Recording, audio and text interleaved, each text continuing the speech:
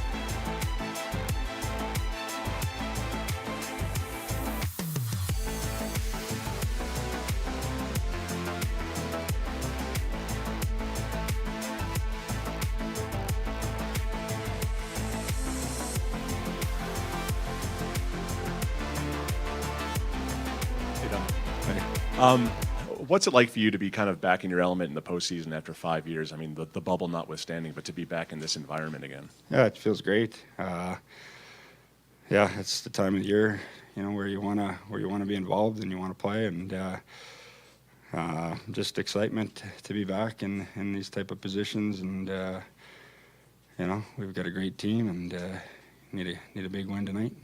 And I wanted to ask you, when you see Cale Makar play and the way he controls the game, do you see similarities to when you were that age and when you were coming up? Do you see anything between you two guys that are similar, or are you very different players? Oh, I think his skating is one of his big attributes, and obviously the way he can think the game, especially offensively. So he's definitely an important player for their team that we need to be aware of when we're on the ice. Left side, Robbie. Hey, Duncan. I'm just wondering, as a guy, gets deeper into his career, what these deep playoff runs mean to him. Is this more special to you? Do you get time to maybe stop and smell the Zamboni fumes? Well, I don't know if I smell the Zamboni fumes, but yeah, it's special. My son's 9 years old now, so he knows exactly what's going on, and nice to talk to him about the games and get a feel for what he sees out there, and just have him involved. That makes it special, but. It's obviously a different perspective now, being older, and you see the guys that are going through it for the first time. I think that excitement rubs off on myself as well, so that's a good thing. And it's been a great experience. Hey, Duncan, thanks for taking the time. With players like Roman Josi and Cale, are we kind of blurring what a defenseman is? I mean, is it changing the definition of a defenseman a little bit and their roles? I don't really think so. I think you look at the past, and a lot of defensemen over the years have been geared more offensively, and it just that's kind of the cycle it is right now. And I still think that there's a place in the game for somebody that plays two-way game, and those guys, they put up a lot of points, but they're good defensively too, and they create a lot of chances, for their team. So I think that it's interesting to kind of think about and look at. But at the end of the day, you have to play defense as well to be a good defenseman. So that's where it is. Over on the right. Morning, Duncan. Looks like Smith is back in the net tonight. What have you made of his performances after having a less than ideal start? Well, I think the whole team was less than ideal, so it's tough to say that it was the goalie. I mean, we're giving up 2-on-1s, and it's tough for any goalie to make those saves. So I think we all look to respond tonight and have a better game than we did last game. Left side, Ken. Duncan, how would you describe the impact Evander Kane has had since joining your group?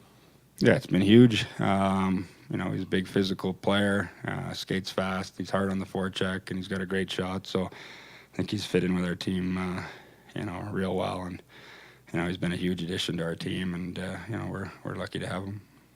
We asked Andrew Cogliano about this. You broke into your first playoff action was a long time ago, fair long time ago. How has playoffs changed the speed of the game, the way it's officiated, the game you're playing tonight? How different is it than the game you played when you first broke in with Chicago? I don't know. It's kind of hard to remember. But, the game is fast. It's I don't really spend a whole lot of time thinking about that sort of stuff too much. You're kind of just in the moment, and, every game, every year feels different. Definitely the speed of the game feels like it's picked up. I don't know if that's equipment or maybe guys been training since they were younger. But you just try to adjust as best you can and play your game. Duncan, you can be excused. Thank you. All right. Thanks, guys. See you, bud. Get ready.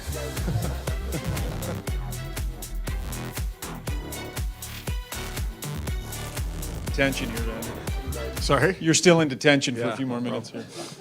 What's the best way to deal with the speed and power of Nate McKinnon when he's on his game and coming at you the way he was? What's the best way to deal with that? I mean, I think you just got to stay above him. Obviously, he's going to get his looks, he's going to get his opportunities, but we just have to do a better job of limiting those. I thought we gave him a little bit too much room out there, and hopefully we can take some of that away tonight. Yeah, as a team, you guys probably spent more minutes trying to get the puck last game than you would like. What's the biggest factor to sort of having it and not chasing it all night? Yeah, I think making some better plays out of our end. I think there's a lot of times last game, especially in the first period, where we had the puck, but we didn't make very many good plays, and they created some turnovers against. And I think if we can play a little bit more down there and have a little bit more puck possession mindset in their end, I think that will limit their possession and their transition game. Left side, Ken. Vander, why has the fit been so good for you, and what are you most excited about being this deep in the playoffs and being 4 wins away from the Stanley Cup final? Well, you just said it. I think it's 4 wins away from a Stanley Cup final, so it's an exciting time of the year. It's a time where you want to elevate your game and be at your best, and we're going to need that tonight. Vander here, just in the back to your left. Jay has tweaked the lines, but not really like shuffled them in a big way. And I wonder, it seems like when he does switch the wingers a little bit, it works, and there isn't really an adjustment period. Can you discuss maybe the top 6 in the offense you guys have been putting up? Yeah, I think we've all played together throughout the course of the season, and we're all comfortable with playing with one another, and have developed some chemistry with each player, especially in the top 6. And when we do shuffle lines and whatnot, I think we're all comfortable in going out there and knowing what we can do with each other. So sometimes a fresh look for a shift or two helps and gives you a spark, but we'll see what happens tonight. Up front, Pat. The game within the game are face-offs. I guess, how important are they, and how do you find time to practice them, just given everything you have to do?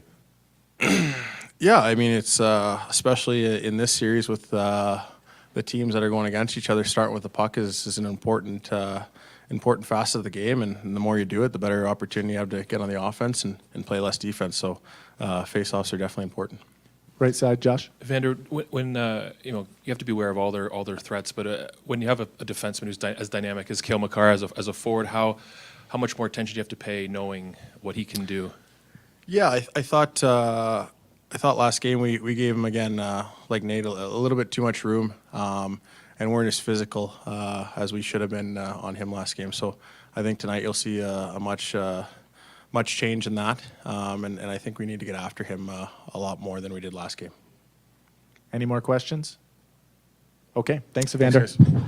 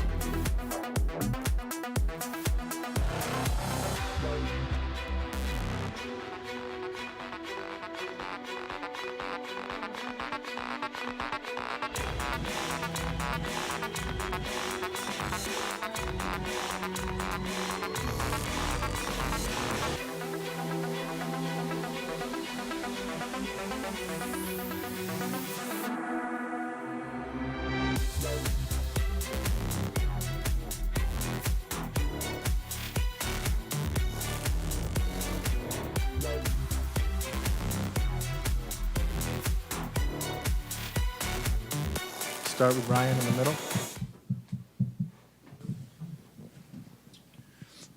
Morning, Jay. Hi, Ryan. Just in your discussions with the group and the video you went through, Yep. just your thoughts on how much is in your control in terms of playing better defensively as opposed to what they forced out of you.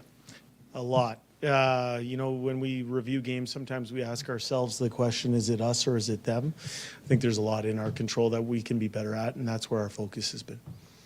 Left side, Mark. So that's a variation on that theme is you guys spent a lot of time chasing pucks last game, not possessing pucks. What's the biggest factor to having more possession time, not chasing them around so much? Well, I thought for us, certainly in the first period, that your statement might be true. I think as the game wore on, and we made a push, I don't know about that. So for us, starting on time and displaying some early urgency to our game is going to be important. As we talked about yesterday, for us, possessing the puck in the offensive zone is the best form of checking. We put a big emphasis on checking and our fundamental defensive skills. What has Duncan Keith brought to this team on off the ice? And is this the kind of moment where you need a guy like that who's kind of been through the ups and downs of a postseason run and can kind of calm everybody down? Yeah, he's leadership personified. He has that quality about him where he's been there, done that. He's three-time Stanley Cup winner, Conn Smythe, Olympic champion. I mean, his resume speaks for itself. He is somebody who is able to say things to the room, and his words carry a lot of weight. The game within the game are face-offs. How important are they in this series, and has it become almost a little bit of a lost art? I mean, just given the skill of this game? Yeah, I actually thought we had a really good face. That was one of the positive signs of our game in game number one. We were very competitive. Obviously, we hit a post early in the first period. We were able to create offensively, but I thought some exits that we had were very good. And I think in terms of the game within the game, that goes back to the initial question of how can you possess the puck more? Well, you can possess it by starting with it. Stay on the right. Morning, Jay. Morning. Last game, on 3 separate occasions, when you guys scored, the Avalanche responded within a short period of time, the longest one being 99 seconds. Yeah. Is that because your team led off the gas pedal, or was it because of an increased urgency from the Avs? Well, that goes back to the question of the things that are within our control. I think there's some things that we can do better in those situations, but other times you got to tip your hat to the other team. They're in the Final Four for a reason. They do good stuff, but we're putting our focus and our emphasis on our own game and things that we can do better. Jay, just to confirm, Mike Smith starting for you guys Yeah, tonight? Mike Smith's our starting goalie tonight. Why has he been able, what is it about his DNA makeup, whatever you want to call it, that he's been able to bounce back as well as he has in some of these games? Yeah. I don't think you have the career that he has unless you're able to have short memory sometimes. I think he's a true pro in his approach to the game, the way he treats himself and recovers and resets. And then, someone once told me that they compared him to an alley cat. Yeah, and he's a fighter, a scrapper, a clawer, not somebody who's been gifted everything along the way. He's not a house cat. He's an alley cat, and I thought that was a really good analogy, and I told that person I was stealing it. Left side, Ken. Jay, why has Evander Kane been such a good fit, and what has it meant to add that physical? Sorry, I didn't hear you. With Evander Kane, Yeah. why has he been such a good fit, and what has it meant to add that physical component to your top six? He's a heck of a hockey player. I think he has really good on-ice habits. He goes to hard areas to have success. He's willing to pay a physical price to do it, and he makes us a bigger, harder, more skilled team with him in the lineup. We'll do 3 more questions. Back row, Daniel. Can you share your alley cat source there? Nope. Just like you with your sources, DNB, I'm not sharing. Okay. What did you think of the Ryan McLeod line last game? And are there ways, maybe if they are playing as well as they maybe did, to insulate them and maybe get them some more ice time? I don't feel we have to insulate anybody on our lineup. They had a heck of a game, really good game.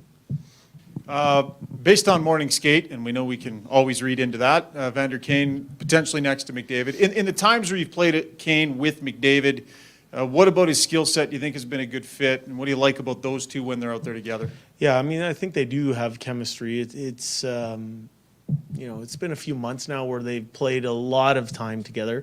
We're flexible and we maintain flexibility, but I think one's the best player in the world and one's one of the best power forwards in the world. Last question, Jim. It was a fair bit of talk with Chris Russell up there in the morning skate. Is Chris Russell going to play tonight? Well, he's an option for us, Jim. That's also an option for us. Thank you, Good, Coach. thanks, guys.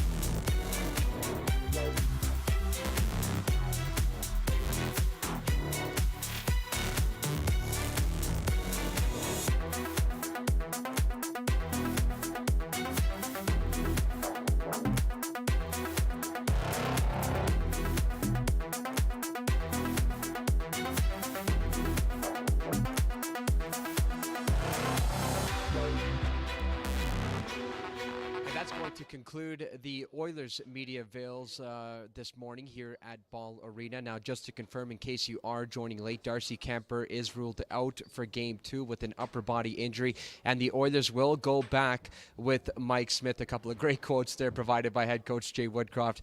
Speaking of Mike Smith, as an alley cat, has to scrap for everything. And listen, this postseason has been indicative of that. In the last couple of Game 2s, Mike Smith and the Oilers collectively have been able to rebound and not only even up the series, but also establish and build that baseline that head coach Jay Woodcroft always talks about. All right, that's going to wrap it up for me here this morning. We're going to actually get Devon Taves, Andrew Cogliano, Jared Bednar to round out this morning's Oilers TV live pregame show. Thanks so much for joining us here this morning, and we'll see you here tonight, postgame number 2.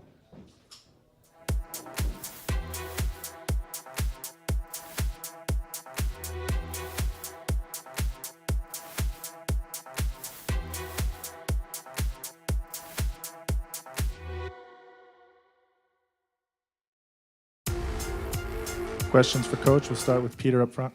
Yeah, just before we get started, is Burakovsky available tonight? And then the latest on Kemper. Kemper's out. Yeah.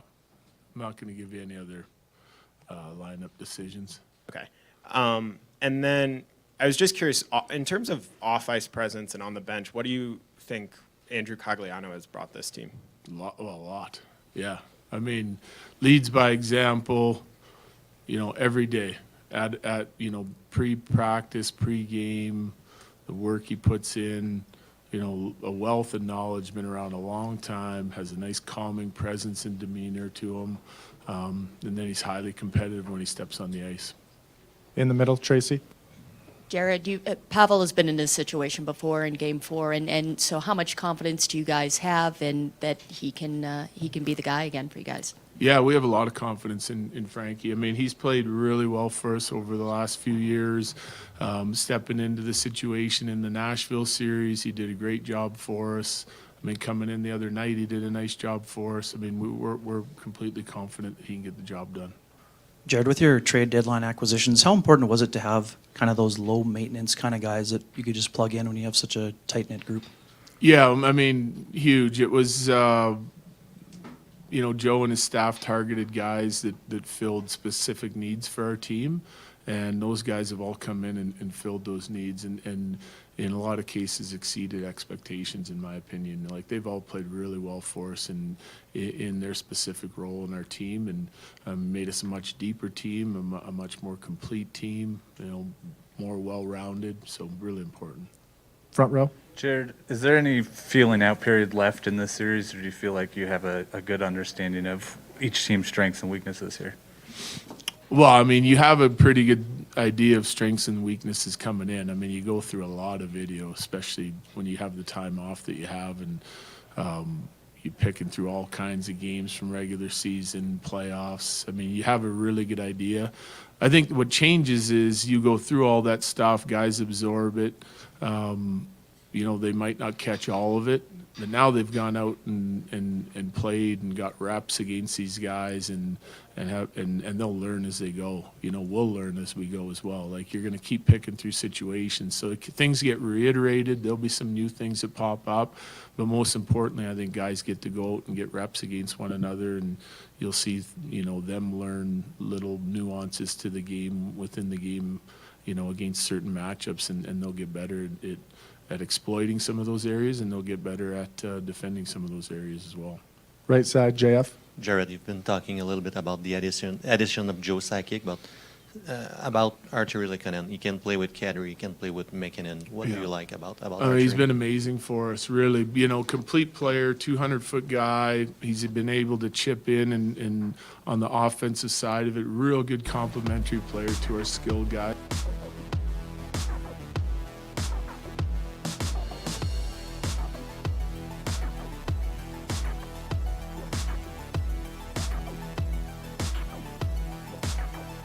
Nick on the right.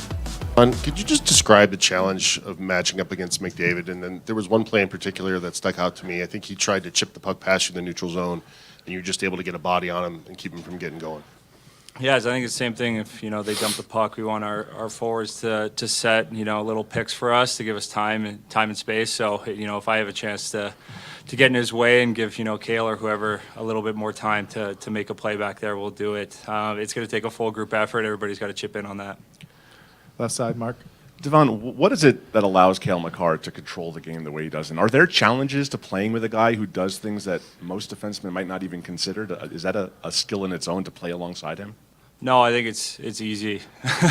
It's easy as can be for me.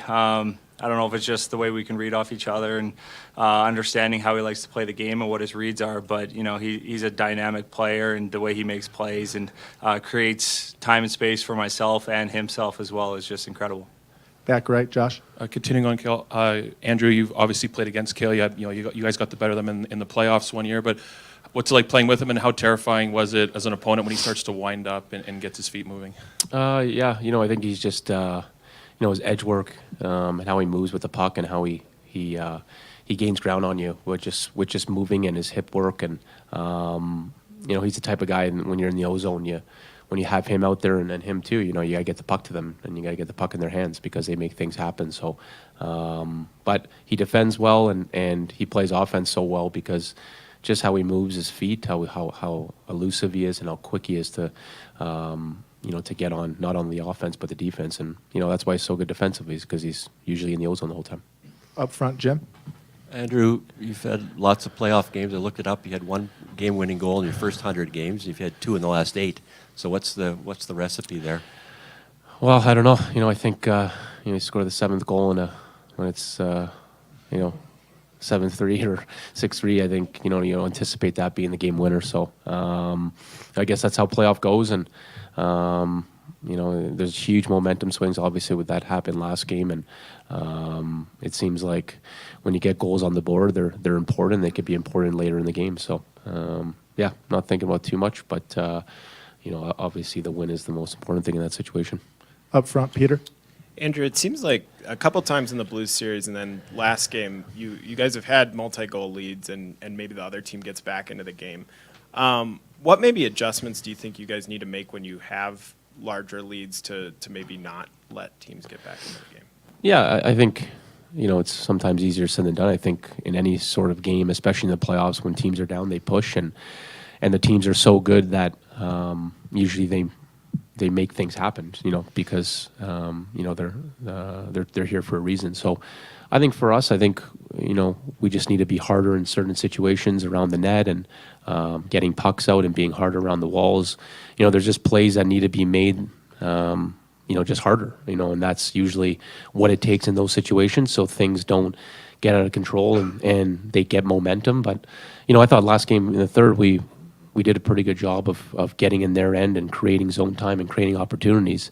A couple of the goals were unlucky and they got a power play goal. So, and their team, once they get a couple and once they get one, they start feeling it and they create more. So, I think it's better to be in that position than not. So we'll just look at it and keep getting better. We can do a couple more. Right side, Ken. Andrew, how would you describe the integration process after the trade and what it meant to you to be able to come to a cup contender at this stage of your career?